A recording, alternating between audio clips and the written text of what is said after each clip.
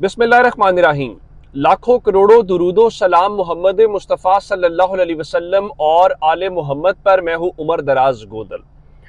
हुआ ये कि पाकिस्तान तहरीक इंसाफ को लेकर हम बहुत सारी बातें सुन रहे हैं, जिस तरह हसन अयूब या दीगर लोग जो हैं, मुनीफ फारूक जो इस्टेब्लिशमेंट की लाइन लेते हैं, वो कह रहे थे कि गंडापुर को जितना इस्तेमाल किया जाना था वो इस्तेमाल कर लिया गया और अब छुट्टी होने वाली है। और रात ने हसन अयूब ने तो 10-15 दिन की बाकायदा जो डेडलाइन है वो भी दे दी। और उससे हट के एक और बात के दूसरे नंबर के ऊपर मुराद सईद, जिनका ताल्लुक खुद पाकिस्तान तहरीक इंसाफ से है, उन्होंने इस बारे में कह दिया कि एक आध महीने में तहरीक इंसाफ के लोगों को नाअहल करके हुकूमत खत्म या हुकूमत के हवाले से बात की जाएगी। तो इस लिहाज से एक तस्दीक भी हो गई कि कोई इस किस्म का जो वाकया है वो होने वाला है। लेकिन ये जो छुट्टी पाकिस्तान तहरीक इंसाफ की करवाने वाले थे, उनके लिए एक बुरी खबर ये है कि तहरीक इंसाफ की छुट्टी जरूर करवाएं, उनके लोगों को डिस्क्वालीफाई भी करवाएं, लेकिन इस हवाले से एक बात जरूर है कि अब उनकी अपनी छुट्टी का जो बिगल है वो बजता हुआ दिखाई दे रहा है। अब आप कहेंगे कैसे? मैं आपके सामने आज के हवाले से जो चीज रखना चाहता हूं वो जंग अखबार के मजमून के हवाले से। मैंने आपको पहले भी आज बताया था कि सुहेल वड़ाइच ने एक मजमून लिखा है, और सुहेल वड़ाइच आप जानते हैं कि आसिफ जरदारी के भी दोस्त हैं। और आसिफ जरदारी जब थोड़ा अरसा पहले लाहौर आए थे तो वो बाकायदा चल के उनके घर गए थे और उन्होंने काफ़ी वक्त उनके घर में गुजारा था। और उसके अलावा जो सुहेल वड़ाइच हैं वो मोहसिन नकवी के भी यारे गार तस्वुर किए जाते हैं। इवन जब अमेरिका वाली बात हुई थी, उस बात के बीच में एक चीज़ और हुई थी, और वो क्या थी? वो ये थी कि मोहसिन नकवी को ये कहना पड़ा कि जनाब हमने तो कोई इस किस्म की कोई बात नहीं की। इवन उसने कहा कि मैं अपने हल्फ के बारे में पाबंद हूँ उस हल्फ को लेकर। लेकिन आज जो मजमून है वो मजमून बहुत दिलचस्प है। मजमून लिखने के हवाले से उन्होंने बहुत सारी बातें, उन्होंने इराक जंग के हवाले से बात की, लेकिन उस बारे में जो असल बात है वो ये है कि मैं आपके सामने लाइन पढ़ देता हूं, जरा आपके लिए क्लैरिटी हो जाएगी। उन्होंने कहा कि असल में भारत से जंग जीतने और अमेरिका का एतमाद जीतने के बाद दो नजरियों का तसादुम तेज तर हो गया है। अब जंग किसने जीती है? जंग फौज ने जीती है। अमेरिका का एतमाद किसने जीता है? फौज ने जीता है, क्योंकि फील्ड मार्शल को उन्होंने बुलाया हुआ था। तो अब दो नजरियों का तसादुम तेज तर हो गया है। तो दो नजरिए कौन से हैं? और मजीद ही कहा कि अगले 2-3 माह में देवताओं का टकराव यानी क्लैश ऑफ टाइटैंस होने वाला है। सब इस जलजले के लिए पहले से तैयार हो जाएं। अब वो कह रहे हैं कि अगले 2 से 3 महीनों के दौरान एक बहुत बड़ा टकराव होने वाला है। और साथ ही उन्होंने ये कहा कि जनाब आप जो है वो अब तैयारी पकड़ लें। अच्छा जी, नजरिए क्या है? वो कहते हैं दरअसल एक नजरिया ये कहता है कि सिविलियन इदारे, सियासतदान और ब्यूरोक्रेसी पाकिस्तान की तरक्की के रास्ते में बड़ी रुकावट है। जिसका मतलब ये हुआ कि शहबाज शरीफ एंड कंपनी की छुट्टी का नजरिया है।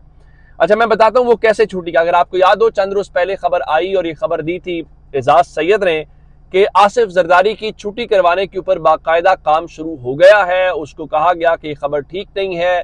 उसके बाद मोहसिन नकवी जो आसिफ जरदारी के बच्चे कहलाते हैं, उन्होंने बाकायदा एक ट्वीट करके ये कहा कि ये अफवाहें हैं, और उसके बाद उन्होंने मीडिया से बातचीत करते हुए बात की। तो एक नजरिया तो समझ आ गई कि इनकी छुट्टी का नजरिया है कि इनको छुट्टी करवाई जाए। अच्छा जी, आगे चलते हैं।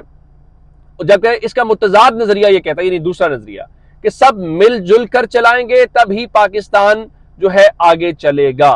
तो अब इस हवाले से वो जब ये कहते हैं तो इसका मतलब ये हुआ कि एक कह रहा है कि भाई इस हुकूमत की, इस सेटअप की छुट्टी करवाई जाए।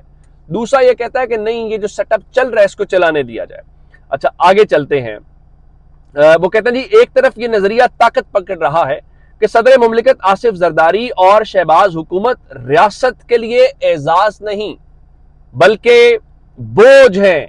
इस नजरिए के हामी हलकों ने सदर जरदारी और शहबाज शरीफ हुकूमत की गलतियों, कोताहियों और नाकामियों की एक बाकायदा चार्जशीट बना रखी है।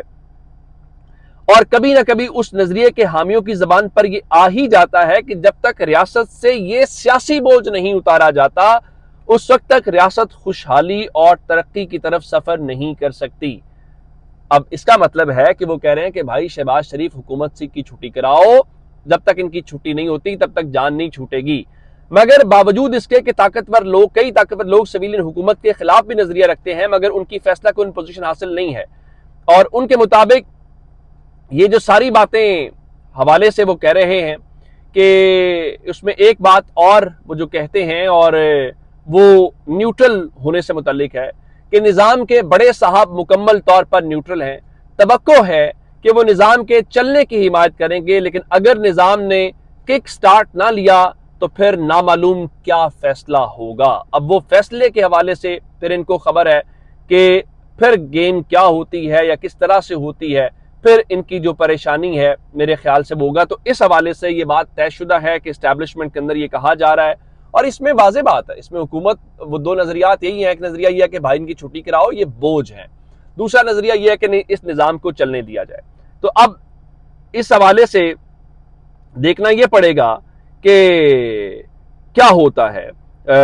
اب ایک اور بات جو ہے وہ کہتے ہیں کہ یہ جن لوگوں کی جو لوگ یہ نظریہ رکھتے ہیں نا کہ سویلین حکومت کے خلاف، ان کی فیصلہ کن پوزیشن ان کو حاصل نہیں ہے، لیکن آگے ایک لائن ہے کہ فیصلہ کن طاقتور بھی سویلین صدر اور سویلین کابینہ سے بہت زیادہ خوش نہیں ہے، یعنی ان کے مطابق اسٹیبلشمنٹ کے وہ لوگ جو اس حکومت یا ان سب کے حوالے سے رکھتے ہیں لیکن ان کے پاس وہ پوزیشن نہیں ہے، لیکن جس کے پاس فیصلہ کن پوزیشن ہے، جو ٹاپ پہ لیڈر ہے، وہ بھی اس سارے سیٹ اپ کے حوالے سے خوش نہیں ہے، اور ان کے مطابق وہ اس ساری چیز کے حوالے سے جو ہے وہ خوش اس چیز کے اوپر دکھائی جو ہے وہ نہیں دیتے۔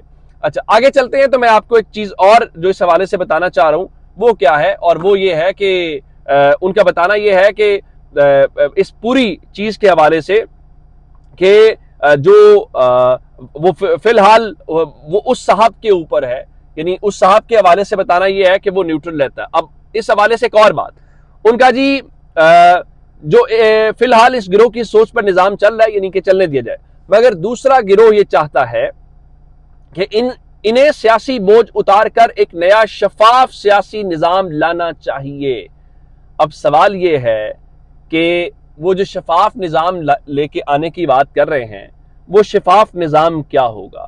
کیا یہ تصور یا سسٹم کر لیا جائے یا مان لیا جائے کہ ان کی چھٹی ہونے والی ہے اور اسٹیبلشمنٹ نے پر تولنے شروع کر دی ہیں، لیکن اگر ان کی چھٹی ہوتی بھی ہے تو اس چھٹی کے بیچ میں پھر کیا ہوتا ہے، پھر کون آئے گا؟